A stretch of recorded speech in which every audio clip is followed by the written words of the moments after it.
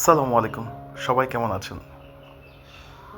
অপেক্ষার প্রহর শেষে শুরু হয়ে গেল দাড়িওয়ালা স্কুল মাঠে জমজমাট ষাঁড়ের খেলা প্রতিযোগিতা। দীর্ঘদিন পর যেহেতু এই ঐতিহ্যবাহী খেলাটি হচ্ছে, দূর দূরান্ত থেকে মানুষ ছুটে আসছে উপভোগ করার জন্য।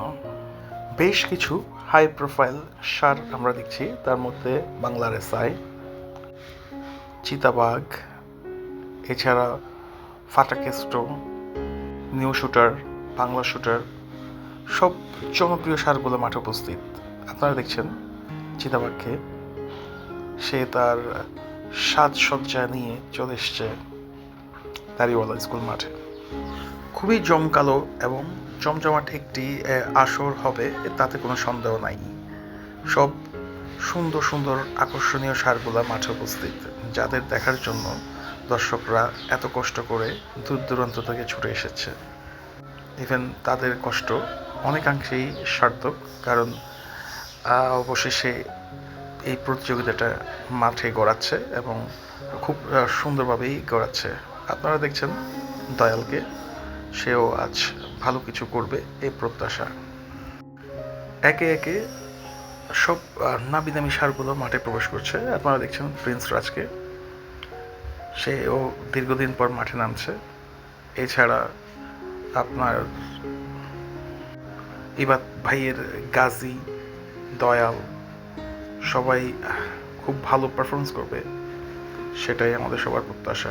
আপনারা দেখছেন জনি ফারাজি ভাইয়ের সাদা পাথর, সেও প্রবেশ করছে, সাথে রয়েছে জনি ফারাজি। সাদা পাথর দীর্ঘদিন ধরে বিভিন্ন টুর্নামেন্টে অংশগ্রহণ করে, বাট এখনও পর্যন্ত তার কাঙ্ক্ষিত সাফল্য সে পায়নি। আশা করি আজকের এই টুর্নামেন্টে সে সফল হবে। আর আরেকটি ষাঁড় যেটা হচ্ছে চিতাবাঘ, সেও যেহেতু দীর্ঘদিন ধরে মাঠের বাইরে ছিল, আজ সেও ভালো কিছু করবে, এটাই প্রত্যাশা। আর এখন আপনারা দেখছেন খেলা অলরেডি শুরু হয়ে গেছে।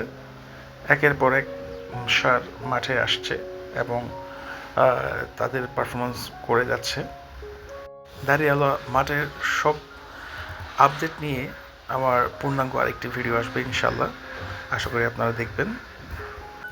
হাজার হাজার দর্শক উপভোগ করছে দীর্ঘদিন পর হওয়া এই টুর্নামেন্টটি।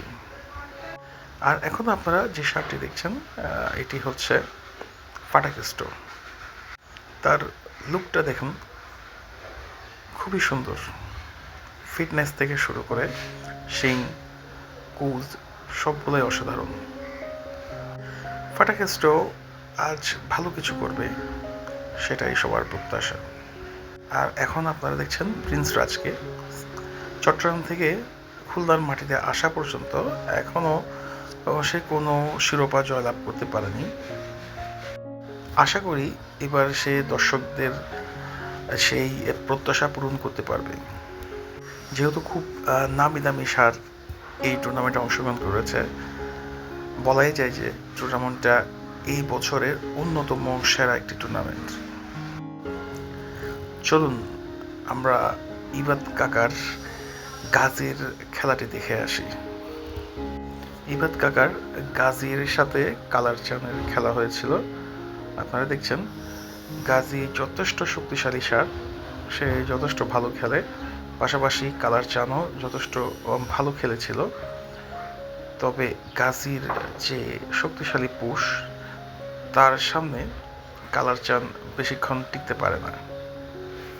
শেষ পর্যন্ত ইবাদ কাকার গাজী জয়লাভ করে।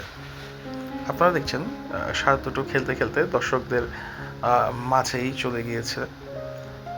সেখান থেকে গাজীকে নিয়ে আসা হচ্ছে।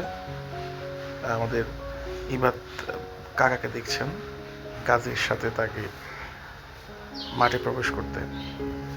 ইবাদ কাকা তার কথা রেখেছেন, তার গাজী পেরেছে। এভাবে একের পর এক খেলা চলতেই থাকে। সব কিছুর আপডেট আমি আপনাদেরকে জানিয়ে দেব। ভালো থাকবেন, ধন্যবাদ, আসসালামু আলাইকুম।